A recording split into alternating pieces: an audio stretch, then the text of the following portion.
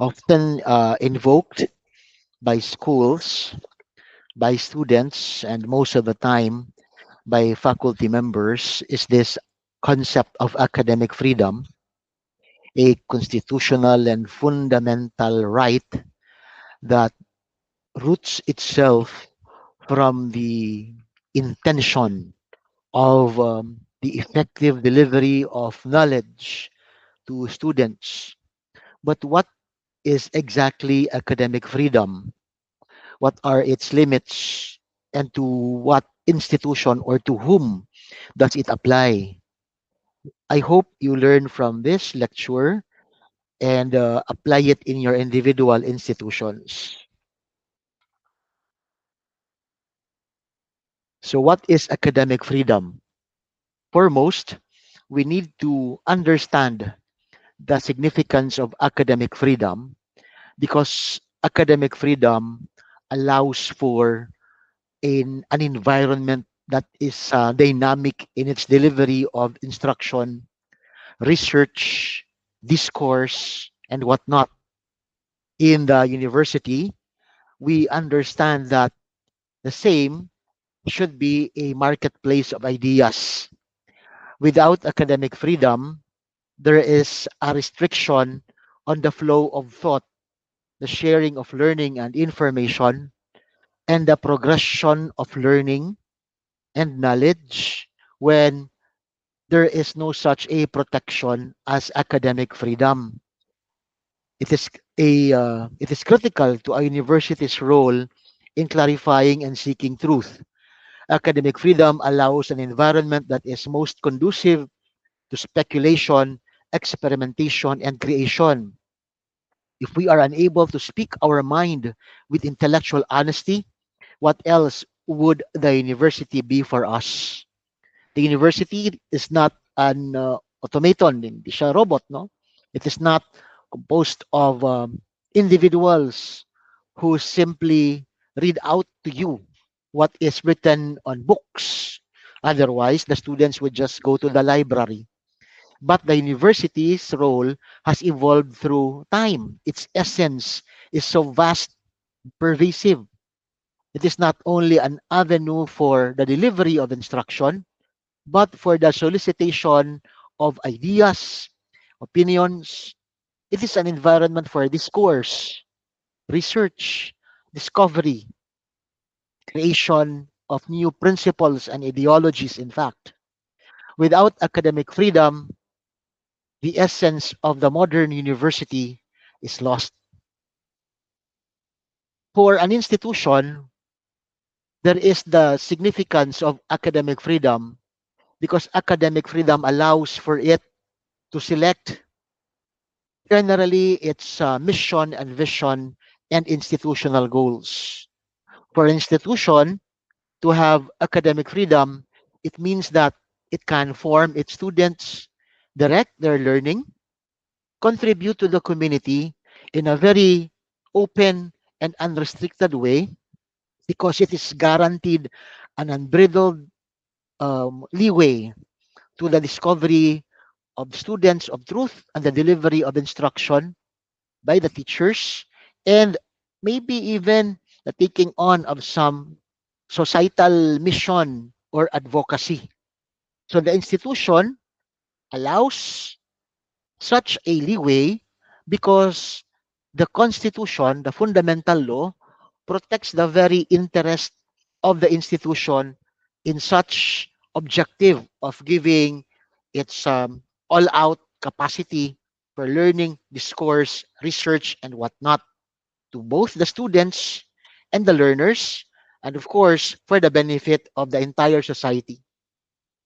For the teachers, aside from the usual understanding of teachers being able to openly discuss relevant matters inside the classroom, primary the primary protection of academic freedom is rooted in the teacher's capacity to do research and disseminate the same not only in the classroom but also in the appropriate forum or fora for the dissemination of the findings of the research, the publication of which contributes to the overall not only the reputation of the university, that's secondary, but to the overall broader understanding of human reality and concerns, ideologies, and issues by the society at large.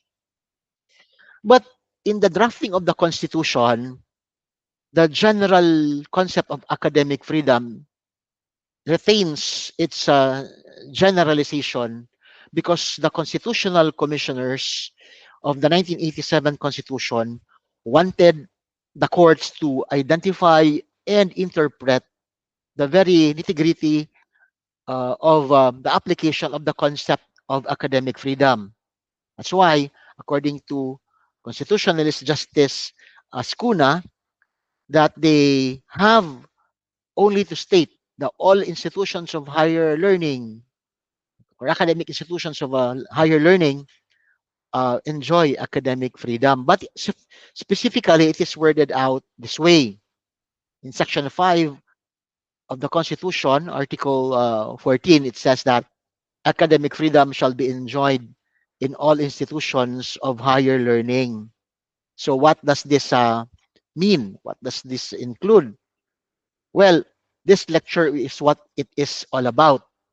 But before we go into that, understand that the provision in the Constitution evolved from the way it has been understood in our previous constitutions of 1935 and 1973. Notice in the 1935 Constitution, it is said that universities established by the state shall enjoy academic freedom.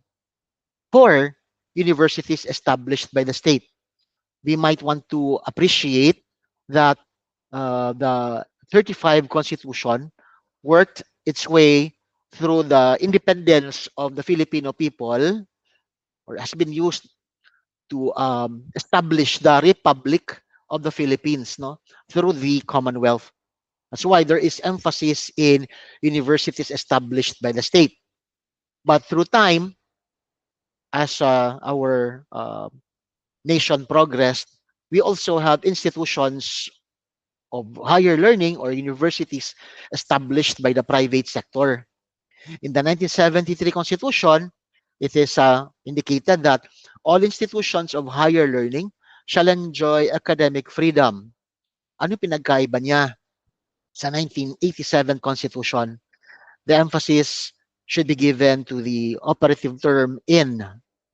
Academic freedom shall be enjoyed not only by academic institutions or institutions of higher learning, but in all institutions of higher learning. One may interpret it to include not only the institution of higher learning per se, but those that comprise the institution of higher learning, including teachers and the students themselves. So, who enjoys academic freedom in institutions of higher learning? Notice that, again, our emphasis on the matter of academic freedom is institutions of higher learning, meaning this excludes the basic education unit.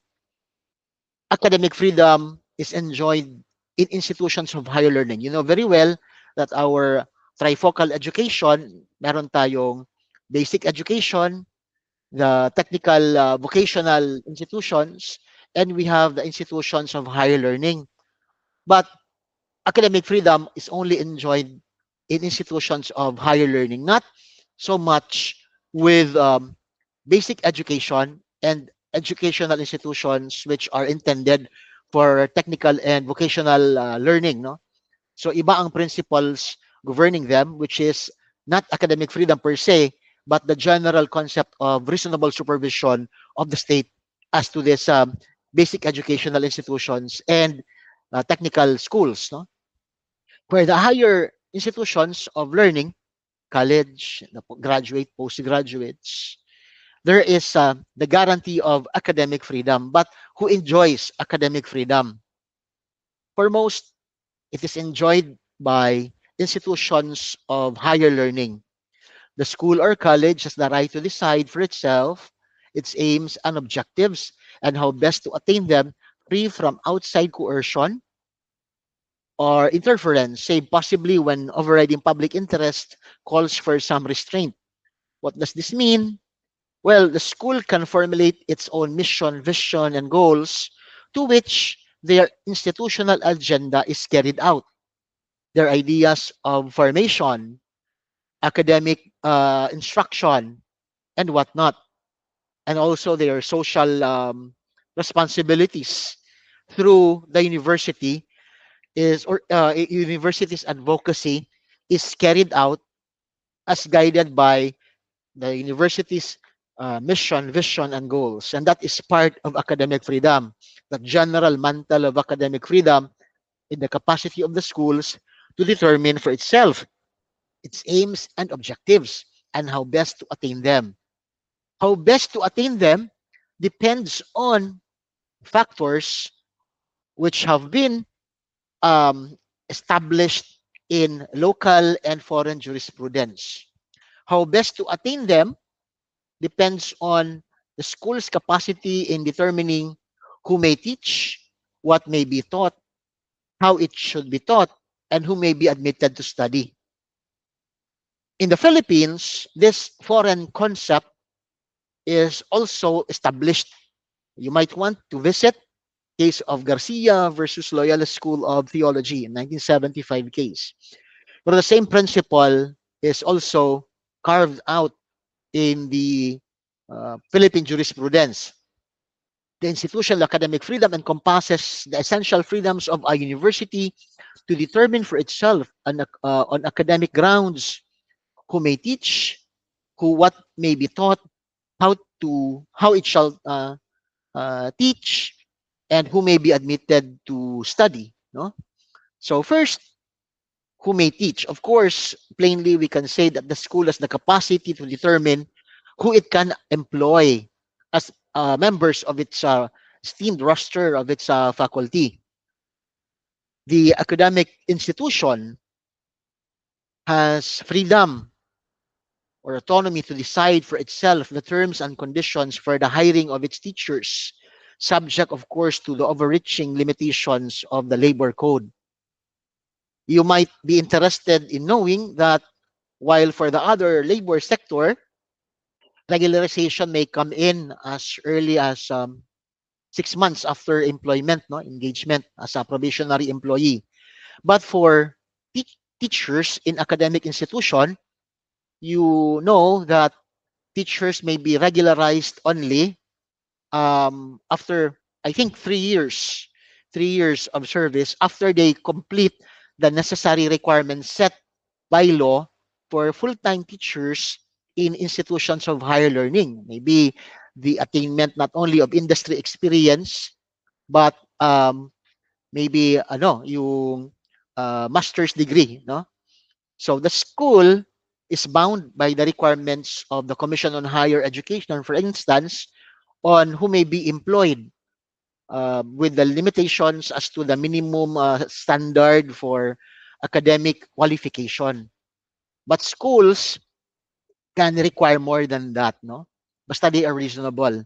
Perhaps relevant industry experience or perhaps the show of competence and capacity um, in their specific fields. Maybe even, especially for private schools, their good moral character, or maybe, in fact, they may qualify only those who may have not been accused or convicted of any offense involving moral turpitude, especially for private schools of the religious sector. No?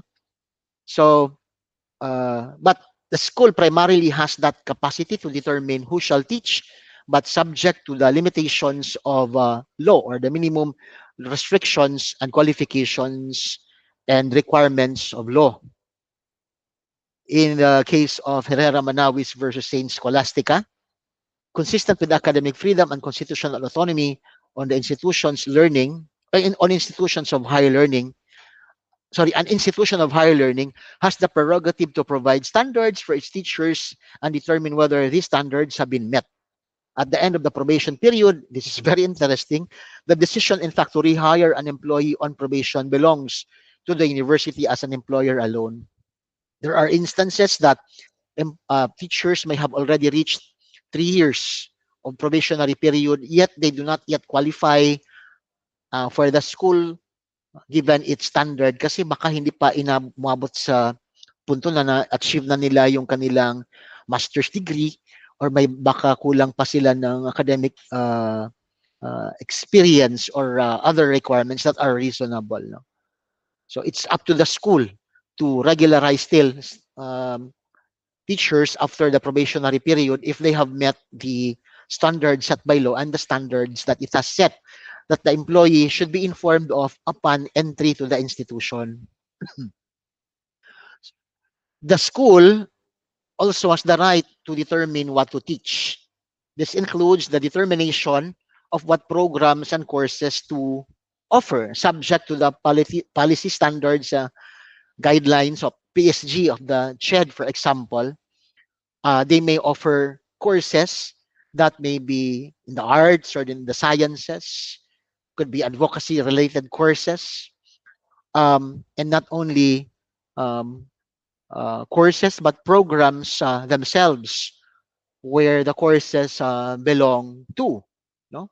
So programs granting degrees and the specific content in its curriculum, which are the courses, are subject to the discretion of the university, subject to the restrictions or the parameters that the Commission on Higher Education requires. Are not the CMOs or the memoranda issued by the CHED restrictions to academic freedom? We have a separate discussion for that later on. But all in all, um, the school's capacity to determine what programs and courses to offer depends on it, subject to state regulations. Kasi the state has the right also to have to impose reasonable supervision. No? So kasama sa capacity ng school to determine what to teach is its imposition of discipline. In this channel, there is a separate video on student discipline that you might want to consider viewing to understand the extent of the school discipline, or the discipline in schools, no, for its students, because the discipline of students is part of formative learning, and because it's part of learning, it is part of academic freedom. According to DLSU versus CA, schools have the power to instill discipline in their students as subsumed in their academic freedom. The school, of course, as mentioned earlier, has the capacity to determine its mission and vision, the right of the school or college to decide for itself its aims and objectives and to how best attain them. That's a general premise there. That's why with that general premise of the school's capacity to determine its mission and vision, they may offer their programs, and they may discipline their students in accordance with their mission and vision. Um, in relation to the course offerings and program offerings of schools, it's interesting also to consider that there is this phenomenon we call education mismatch. Um, Maybe I will provide a link in this video for an article I wrote for the San Beda Journal, Graduate School of Law, no, on the problem faced by schools on education mismatch, included in that paper. So the problem of education mismatch, the problem is sometimes job opportunities must also be considered in, as well as not only school projection of students in the program and course offerings of of the universities, because the school must equip students properly for the real world, not only for their advocacies but also to make them employable and make them good contributors to the workforce.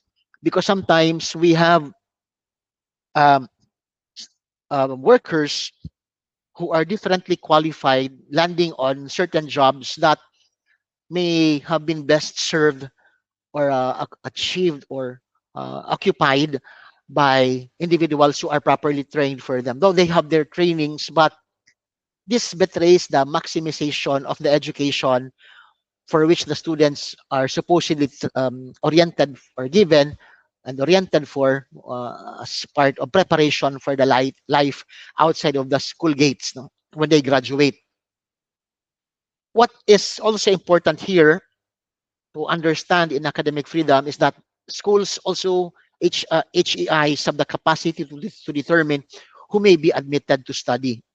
Consider this case of Garcia versus Loyola School of Theology, where the Loyola School of Theology, being a seminary for priesthood, um, can restrict its enrollment to those who do not belong to such a vocation. And it is in this case where the Supreme Court mentioned that it is not prepared to assume the functions of the admissions board of the school because the school has the capacity to determine who in the first place should be admitted to study, no? So what does it mean? It has the capacity under reasonable standards, no? Academic standards, academic and other standards, to the capacity to allow the admission of specific students. The schools are given ample discretion to formulate reasonable rules and regulation in the admission of students, including the setting of academic standards. So the school might require particular um, qualifications before they are allowed admission of students in the freshmen, for example, or transfer students, no, before they are admitted to the university. So this means that they may require, for example, character reference, like the issuance of prior certificate of good moral character, or even qualifying exams or other parameters that are reasonable, no?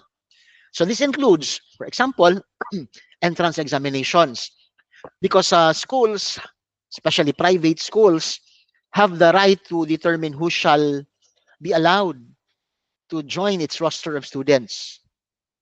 Entrance examinations may likewise be imposed by private schools aside from the basic requirements or documentary and other prerequisites.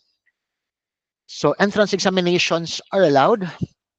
Even not some schools, they do not actually give entrance examinations, but they give examinations to show your competency so that you'd be guided on what appropriate course to enroll, no? Diagnostic examinations, no? But entrance examination is not prohibited because that is part of academic freedom. It has also the right to judge the fitness of students, no? Um, there are some um, courses that are probably restricted to students who need be physically fit. For example, there came a time when many schools were very strict in their admissions of students to the nursing program.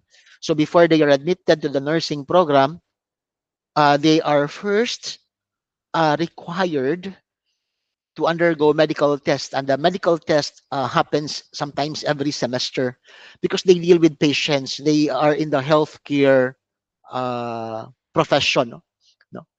They are prospective healthcare professionals. So aside from the usual entrance examinations and documents required, some students may be required some degree of fitness, no, that they can provide or as proof for with medical certifications, no. um, these requirements of admission includes continued enrollment. While they may be admitted, there are certain restrictions to their continued admission in the school, in the university. One of which is yung grades. Well, there are other grounds for like disciplinary or illness, perhaps, or closure of the school. You might be interested in knowing that the school can um, remove a student from its roster subject to such parameters, including, of course, when the student fails to achieve the academic requirements of the school, like it fails to maintain the quality point index or the required average that the student must have every semester, or maybe he fails in the number of units that um, is the cap for schools to maintain his continued enrollment. No? In the end, when the student finishes his degree, kasama dyan ang capacity ng school, not only to admit that but also to confer degrees, because when a school admits students, it is expected that students have the right to be retained in the school until graduation, unless the school closes up or may academic deficiency or disciplinary cases ang students. Eventually, when when the student completes the academic requirements and other requirements, he may be allowed to be conferred the degree by the school during graduation. No?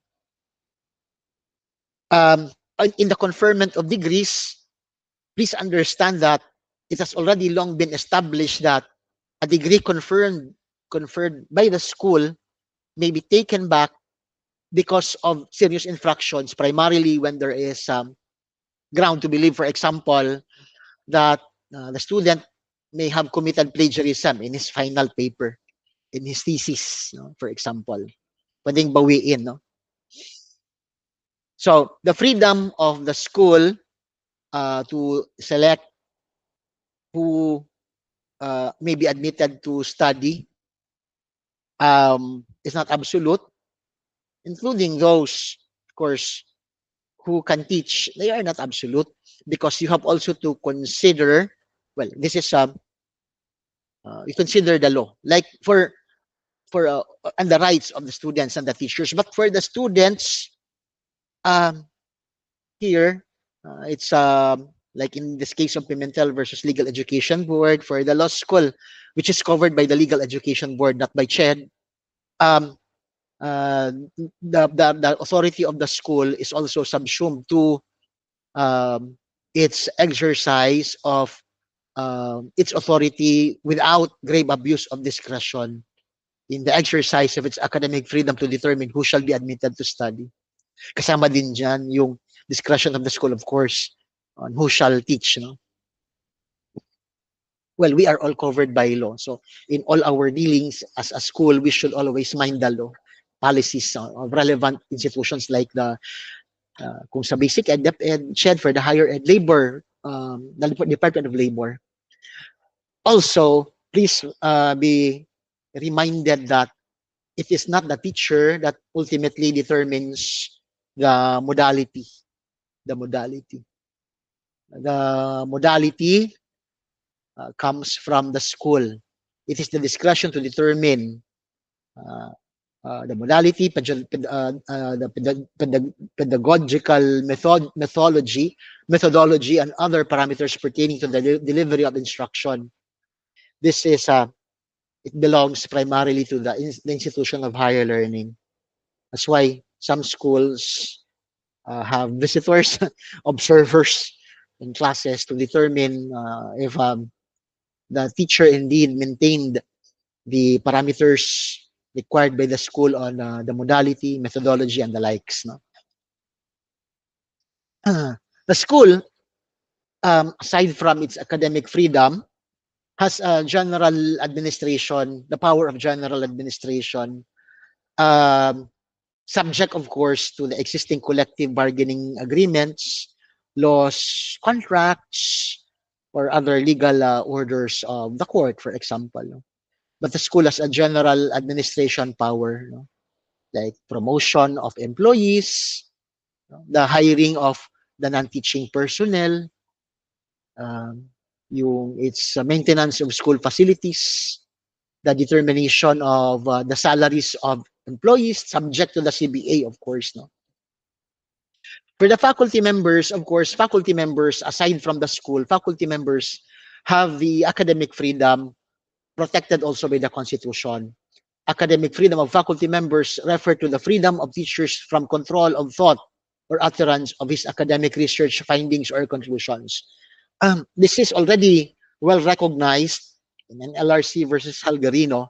Well, most of the jurisprudence you will see is focused on the capacity of teachers to do research and dissemination of their research without fear of any repercussion as to the results of the research.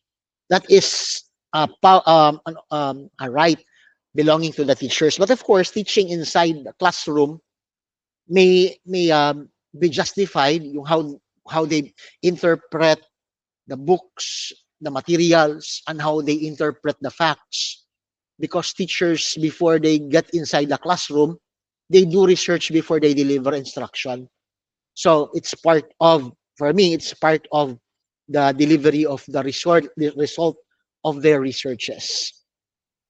In international description, well, you have academic freedom, of course, which is protecting research and publication. Para bang, even if you belong to a very conservative school, you do research about, for example, a certain controversial matter, for example, same-sex or same-gender marriage, which is not considered in some institutions that are conservative, and then your research may probably favor it. Social, economic, legal research may favor it. Whatever the output of your research, you cannot be, um, it must not be taken against you because that is part of your academic freedom. Even when you deliver or publish it, no, you have also freedom of in the classroom to discuss matters which are relevant to your subject matter. Okay. Also, teachers may have the freedom to speak up, perhaps not only in media but be resource speakers. But when they do so, they must be careful in not carrying the name of the school unless they are duly authorized to carry the name of their school. Maybe a general description when they are introduced that they belong to this faculty of a particular school. But when they speak up in seminars or talks, they cannot say, I am here, I'm speaking on behalf of my university, because they need authorization for that. Okay. But of course, their qualifications and their reputation also is bolstered by the fact that they belong to a particular university, which can be mentioned, but they just have to not make use of the school as a name as if they are speaking on behalf of the school. In the Philippines, well, of course, um, the case of Garcia versus Loyola School of Theology also has a clear description on what academic freedom includes. It includes the freedom to freely pursue and publish your scholarly work. Um, uh, well, it's not just any publication that some schools might also want to consider, but the reputation of the publication also, no? Some schools are keen on that, no? They may interpret their research or a series or certain set of facts, and do research, teach, and publish the truth within their field, governed only by rational disciplinary methods, not by external control. So the content, we're talking here of the content, not on how it shall teach, but the external control must also consider the right of the schools on what to teach. A general description, for example, on what courses to offer, a general description of the contents, but the way you interpret the contents, the way you deliver facts or ideas is purely of the faculty members.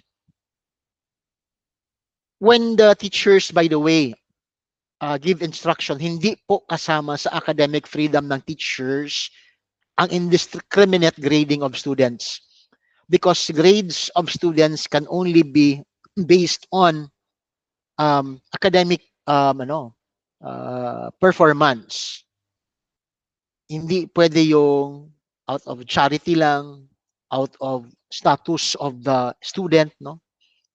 It must be based on the established grading system of the school, or maybe if the school prescribes rubrics, no? But grades cannot be given with careless exercise of discretion. It must be given with good academic basis and within the parameters set by the schools when it approves a grading system, no? In the Batas Mambansa 232, the General Law on Education, Education Act, no?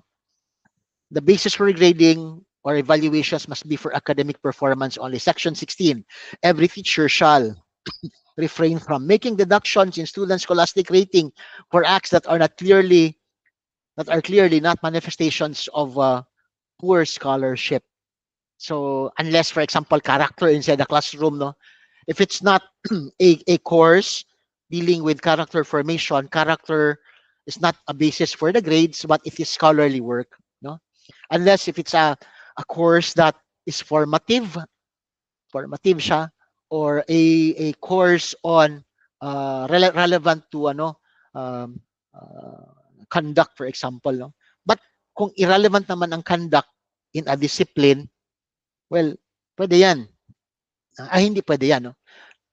Notice that in the Morphe, um, grading must be based on existing institutional and academic policies. Again, the grading system should belong, this is for the private schools, no? Should belong to the schools, no? Um, final grading, a final grading or rating to a student should be based solely on his scholastic performance in any subject or course. Hindi pwede yung solicitation ng teacher or participation in whatever activity, um, or you are given additional grades because you are the class beadle. Bawal yan, bawal yan. It should be on academic performance lang, no? So students have the right to enjoy also academic freedom. There was a time when there were many who interpreted students as not having the right to enjoy academic freedom because students do not teach anyway. But again, if you look at the description in the Constitution, academic freedom shall be enjoyed in institutions of higher learning. You might want also to include the consideration of students as enjoying it, because in Ateneo versus Kapulong, academic freedom is enjoyed not only by members of the faculty but also by the students themselves. It is clear in Ateneo versus Kapulong as early as 1993. So why? Because teachers and students collaborate, for example, in research. And, it would be unfair in this marketplace of ideas that while teachers are protected in their research, students cannot have any protection for controversial results and research endeavors. So students must also be protected by this mantle of academic freedom. Well, aside from that, in Section 5 of Article 16, so for 14, it is clear that every citizen has a right to select a profession or course of study that is part of their academic freedom. This is the qualification, subject to fair, reasonable, and equitable admission and academic requirements. You have the right to choose your course preference or program preference, but this is limited to equitable admission and academic requirements. Like, kung program requirements, you might want to be an engineer, but you may not qualify during entrance examination, then you cannot be allowed to enroll in that institution. Or maybe you may be a AB philosophy student, and you want, because you have additional units to spare, you have too much spare time, you might want to enroll in education units as a philosophy major for your elective, no? If it's not prohibited by the school, because some schools are very strict in maintaining the plan of study, then you may do so. You may do so, no? Basta the parameters should be fair and equitable, no? Um, so not only the program of study, but the courses within that program.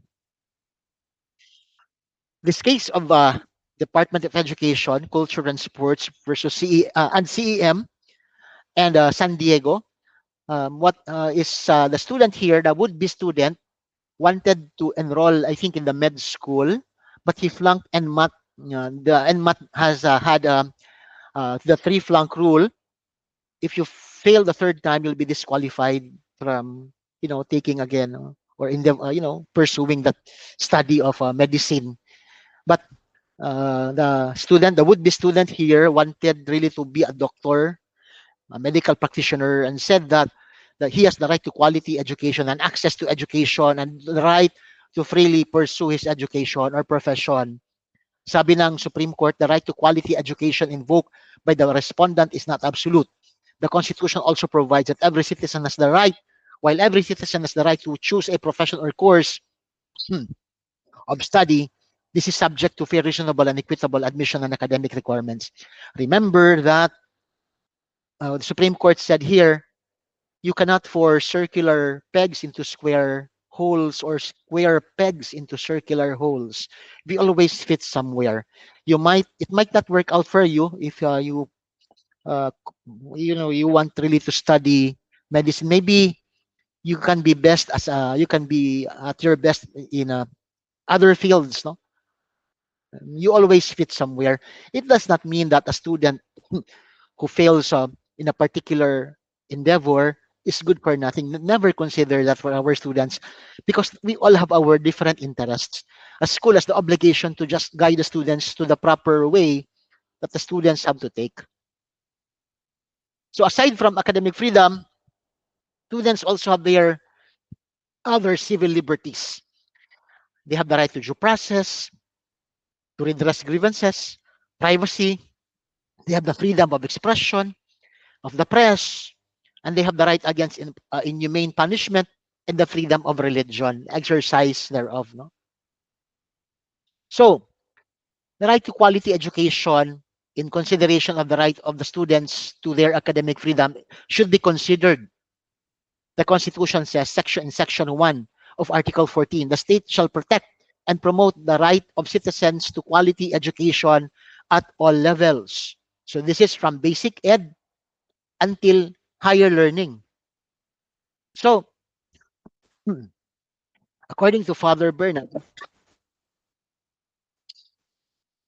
this provision makes sure that the student enjoys quality education from the moment um, he gets into quality education should exist at the right time, which is basic education, so that he can be prepared for college. And from college, college education should be also of quality, so that they can be prepared not only for employment but for higher education. Whereas if you are, example, an education graduate, and you eventually not even an education graduate, no, even if you become a teacher in that same school, and that same school does not have a good quality of education, and then you are employed as a teacher in that same school, so it's a vicious cycle of poor quality of education, no? It's best to have a good solid basic education to prepare our students for higher learning and for future employment. A good quality of education is a strong workforce and a good citizenry that can contribute constructively to the nation's progress. Um, University of the East versus Pepanio says that government regulation in this field of human activity is desirable, protecting not only the students but the public as well from ill-prepared teachers who are lacking in required scientific or technical knowledge. To guarantee quality education, the hiring of teachers must be closely monitored by the state. And in fact, it is subject also to the power of the school to really screen out who can best be qualified for the teaching profession in their specific institutions. Kasama sa academic freedom ng students is their right to access to education. The state shall protect and promote the right of citizens to quality education and shall take appropriate steps to make such education accessible to all. What good is academic freedom if it is not accessible to the person enjoying academic freedom? No matter how good the school is, and the teachers are, and how capable the student is, if it is not accessible to them, if education is not accessible to them, it maintains an empty promise. That's why part of accessibility um, of education is free education, which happens in basic education. Basic education is accessible to everyone. That's free in public schools. There are private schools, but public schools allow for free admission, no? Free admission, free enrollment. It does not guarantee free higher education. That's why for private education, the Constitution, there is no such a guarantee in the Constitution for free private education. That's why for private schools, they are allowed to collect tuition fees. And in fact, the schools recognize, sorry, the government recognizes the freedom of the schools to apply for increase of tuition fee because it does not enjoy government subsidy, and it is reliant on the tuition fees for the salary and of the teachers and the utilities, no? So tuition fees may be collected and in fact increased from time to time, um, subject to certain considerations, no? Inflation, cost of living, and the likes, no? Even the increases in the salary of teachers, no?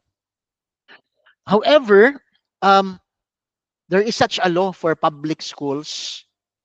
Well, it affects also private schools because this affects also enrollment in the private schools, because the enrollment may dwindle because of um, the Universal Access to Quality Tertiary Education Act. This is a very good law because this, while basic education is not guaranteed in the Constitution, it is guaranteed by statute.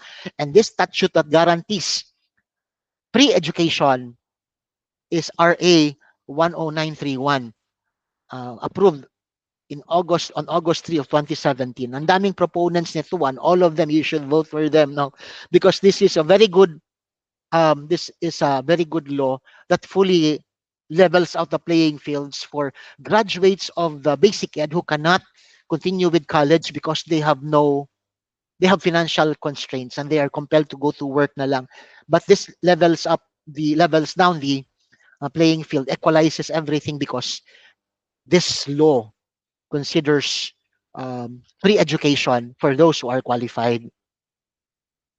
Part of accessibility to education is online accessibility.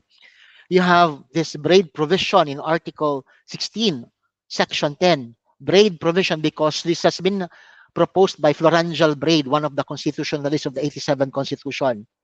The state shall provide a policy environment for the full development of Filipino capability and emergence of communication structures suitable to the needs and aspirations of the nation and the balanced flow of information into, out of, and across the country.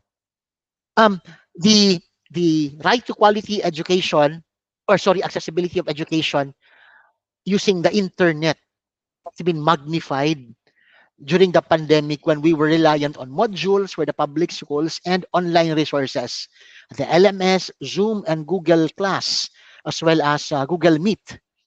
So, but those many were left behind because of many having no online access, no.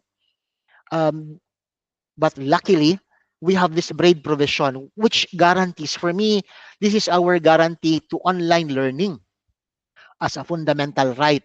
Imagine the 87 Constitution, ginawa siya noong 1987, but that Constitution is very broad because look at how the provision is written down.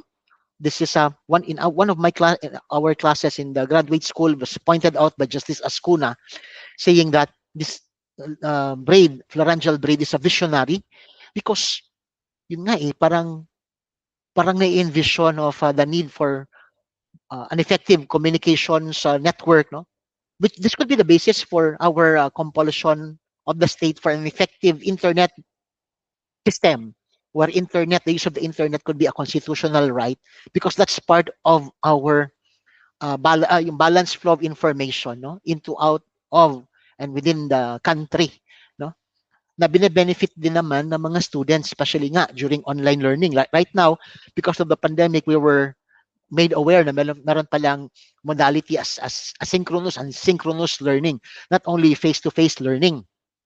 But there was a problem then we call digital poverty. Because sometimes even if you have the resources, but you do not have the knowledge on how to use your online resources, yan ay kasama ng digital poverty. You might have the resources, pero walang internet connectivity, that is digital poverty. Or there is connectivity, but you do not have the gadgets or money for an internet connectivity. Walang pambayad ng subscription. So digital poverty has is being addressed by the state actually, because you notice that our internet connectivity has very well been improved. In fact, before we had only major players in the telco, Globe and uh, PLDT, but now we have another player, yung Dito, um, and then we have other players like uh, international brands na allowing for satellite internet, um, satellite-based internet connectivity that allows access for all in the information superhighway. Ang problem lang now is financial poverty, which actually results to digital poverty. Accessibility must also consider inclusivity. You have RA 11650 instituting a policy of inclusion and services for learners with disabilities in support of the Inclusive Education Act. So we have to consider the capacitating of those who are differently able, no? But who can be disciplined in the academics. So inclusivity should include persons who are differently able. No? Handicap must not be a hindrance to learning. Students who enjoy academic freedom must be also fairly evaluated. So according to BP 232, part of the teacher's obligation is to render regular reports on the performance of each student. Update your students on the grades always. This is already very timely now, because many schools have already their portals, academic portals, where students can see their grades anytime. But sometimes there might be a need for the teachers to confer with students relating to their on matters relating to their performance. And they do not need to wait for students to inquire about the grades, because it is the obligation um, of the institution, the academic institution, as well as the teachers, to allow the students to access their grades. That's why teachers must understand that they need to submit their grades on time so that schools can appropriately have them reflected in the school records. The school is duty bound to update immediately its records of the students regularly. The conscious indifference of a person's to the rights or welfare of persons who may be affected by his act or omission can support the claim for damages. This includes damages against the person and the institution. The students who enjoy academic freedom also has the right to access and the right to the confidentiality of their records. So BP 232 guarantees the immediate release of the records, actually, and also the privacy of the records. No, BP 232, Privacy of Records, Data Privacy Act um, uh, magnifies this. The students' records are sensitive personal information, wherein the breach thereof results to heightened penalties. The expeditious release of the school records must be done within the 30 days from the request of the records by the students. Remember to emphasize, in the 2000 case of University of the East versus Hader, the accessibility of students' records are premised on the prompt submission of the members of the faculty of their evaluations or grades. Should the teachers fail to submit their evaluations on time, the school likewise may be deemed liable. So the delay of the school in giving out the grades to the to the students may be imputable to the ano the professor's negligence. So that that's an employment matter also. That's an employment matter also. But it's a moral obligation for the teachers to grade their students, no, adequately, fairly, and on time. No? So students have the right also, pursuant to their academic freedom, to learn, uh, to use school facilities. This includes the rights of the student to use facilities because they pay for it. There is a principle that students can even access school facilities during some breaks or times when the school has ended.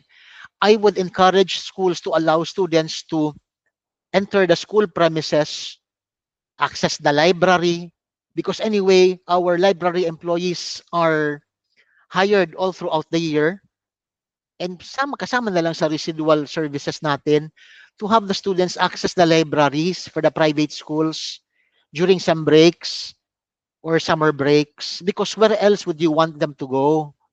Let them do research outside of the semester and during school breaks. It would be better for them and the school rather than they go elsewhere. No, students in academic freedom must be recognized to have the right to redress their grievances, because as already established in the general principles of law, that students do not shed off their constitutional rights when they step in the school gates or schoolhouse gates. Students inside the school must also be protected by the Constitution. This includes, therefore, the freedom of the students to express themselves and complain, redress grievances in both the private and the public sector or schools. Students have the right to stay in school. Um, it, they have the right under the BP 232 to continue their course they're in from the time they are admitted to the moment that they graduate, except for reasons that would result to their removal from the roster of students. So notice it may be different if it's from the basic education, because the tertiary level allows for more grounds for disallowing students to continue study. Generally, it's academic delinquency, violations of school rules and regulation, or the closure of the schools. But for the institutions of higher learning, this includes the failure to settle tuition and other fees. Well, there's a law now against no permit, no exam. No, we will discuss that in a separate video. But also, we consider illnesses and diseases that would hamper students' learning or when it becomes detrimental to other learners or students. Students also enjoy free speech and expression as well as press, because the university is a marketplace of ideas, a discourse about ideologies, where they discuss social and economic matters. So students have the right to speech, expression, and the press. So in the 87 Constitution, this is well protected: freedom of speech, freedom from repercussions of their expression of their political beliefs, even faith and aspirations. No? So remember that freedom of speech includes protected speech, all kinds of expression, written, oral, print, or recorded, as well as symbolic. So these are covered.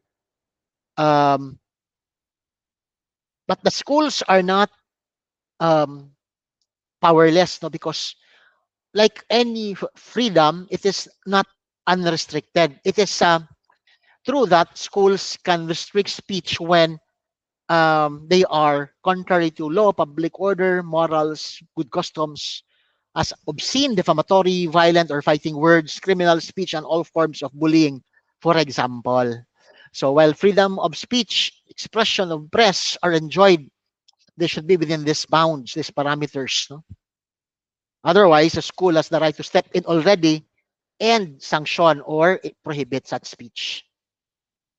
Leacock versus UST says that um, sometimes there are demonstrations outside of the schools, or when tolerated, allowed by the schools in private schools to be done inside the campuses. Kasi kung public school yan, demonstrations in state universities are exempted from the Public Assembly Act. They don't need permits pag state U. Pero pag private school, anything that happens inside the private school, yung mga mass gathering, should have the permission of the school. But school should be extra tolerant.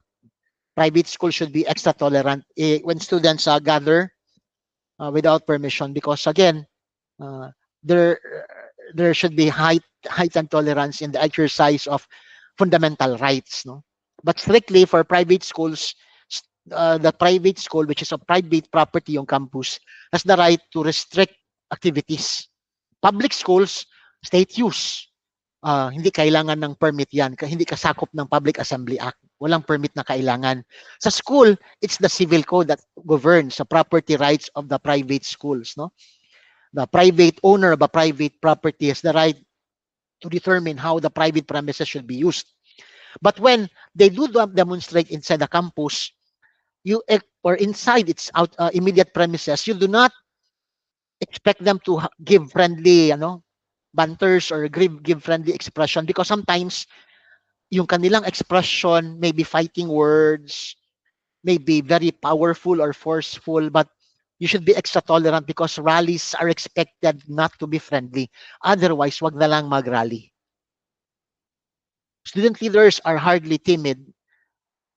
They are likely to be assertive and dogmatic. They would be ineffective if during a rally they speak in the guarded and judicious language of the academe. Be tolerant lang. Note that there is this law, RA 7079, on campus journalism. Well, here in this law, students enjoy freedom in their school papers, and they should not be punished for any matter unless it violates school policies, no?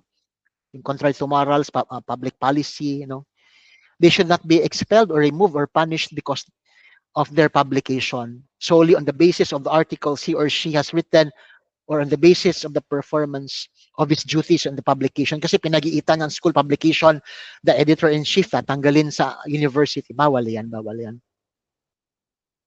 Fashion is not part of academic freedom or freedom of expression.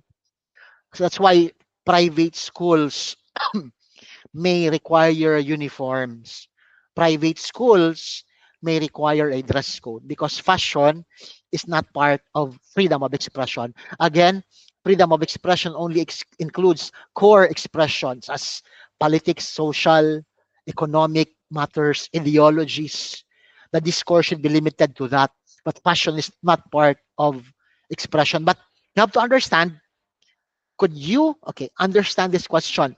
Could you consider self-expression as fashion? What about those who have transitioned from the members of the LGBT, where they no longer consider themselves in their biological gender, but already from their transition gender, where their appearance and choice of clothing is no longer fashion, but identity? Might as well consider that in your um, policies, because I think I that is not a matter for legislation, but a matter of school policies, because schools have different missions and visions. Students have the right to association also. That the right of it's also constitutionally guaranteed. No, they have the right to form associations, fraternities, sororities, which are not contrary to law, public order, public policy, or the policies of the school. No? For as long as these institutions or these groups or assemblies are not created contrary to law, for purposes not contrary to law. Of course, students have the right to religion. The right to religious profession and worship has twofold aspects. First is the right to believe, and the second is the right to act on your belief. Freedom to believe is internal. You cannot, limit that. But when they actualize their belief, the state and everybody becomes affected. For as long as the expression of the belief does not violate law, public morals, good customs, and school policies, then they should be allowed to express their faiths. Schools in the private sector, in fact, can teach religion if it's you're a religious school.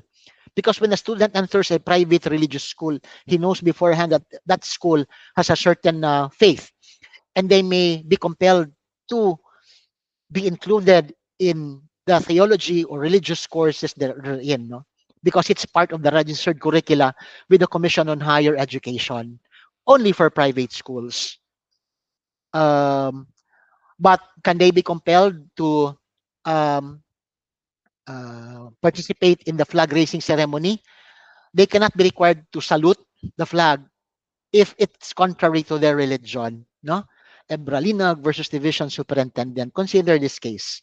Kasi sabi ng Supreme Court, they could profess their sense of nationality, patriotism in other ways, but you cannot compel them to violate their faith by making them salute the Philippine flag.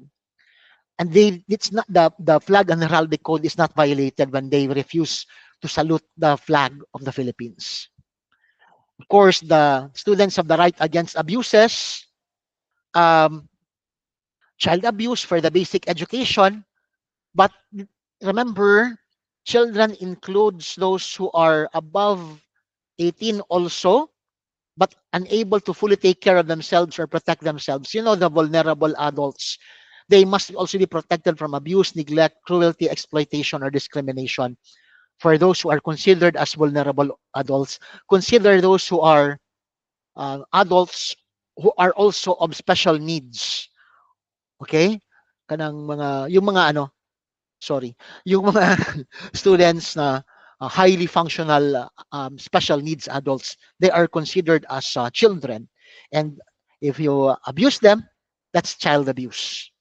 Sexual abuses, you have to consider RA 7877, the Anti-Sexual Harassment Act, where the schools, because of the ascendancy of administrators, faculty, or those who are entrusted with the training or education of students, um, they are accountable if they ask for sexual favor because of their ascendancy to the students. So maybe a separate lecture for this.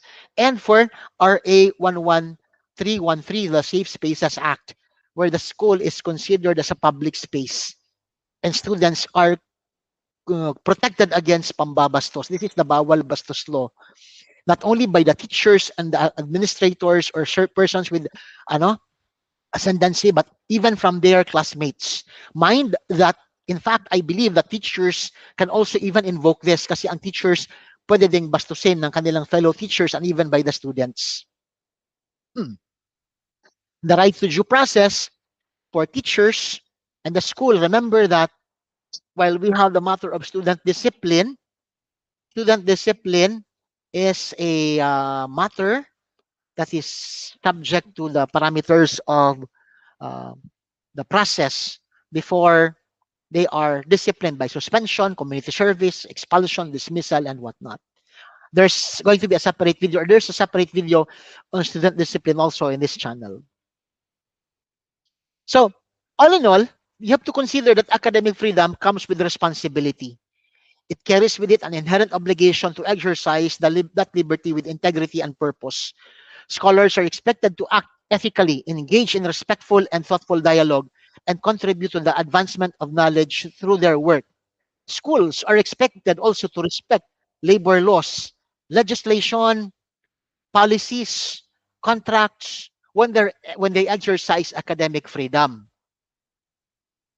Teachers must also, in the exercise of academic freedom, consider fairness, tactfulness, diligence, and morality. Because academic freedom, like any other freedom, comes with it that matter of responsibility.